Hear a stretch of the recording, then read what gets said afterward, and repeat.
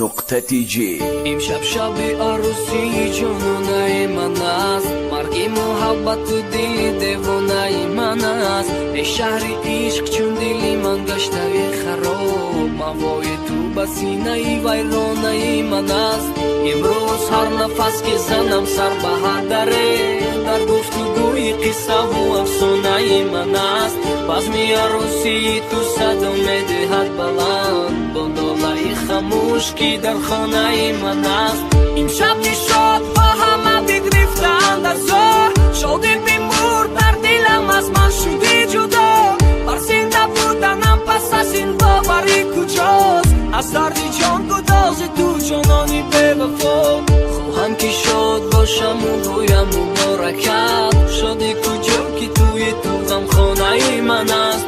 اما زیر روی عادتی تفلانه هم هنوز، رومینی هم به ملکی پیمانه من است.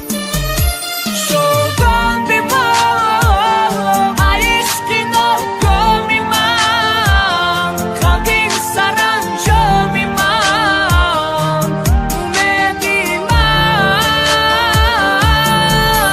من زنده‌ام با درد دردی تو، با یاد شیرینی تو، عزیزی من.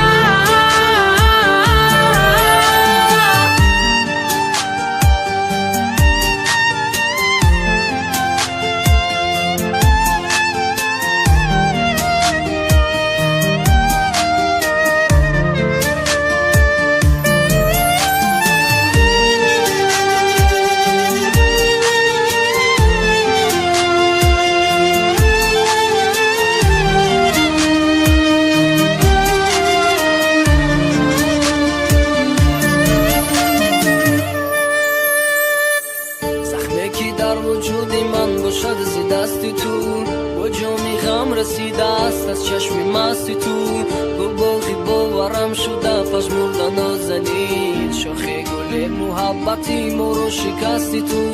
و این همه محبتم رفته تو به اساس، در پیکرم نهاده غم و درد به قیاس. گفتم که میروی و فراموش میشوی، شام عروسی از شب مرگم شد و خلاص.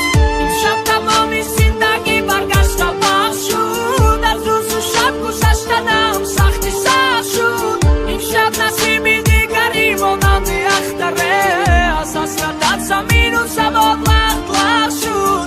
راحت سفید روزی من رو کرده ای سیاه، مهری من از قضا و قدر دارد نگاه. روزه اگر با پرسشی من اومده بودی، در خاکی من خمی تو دمیده از چون گیاه.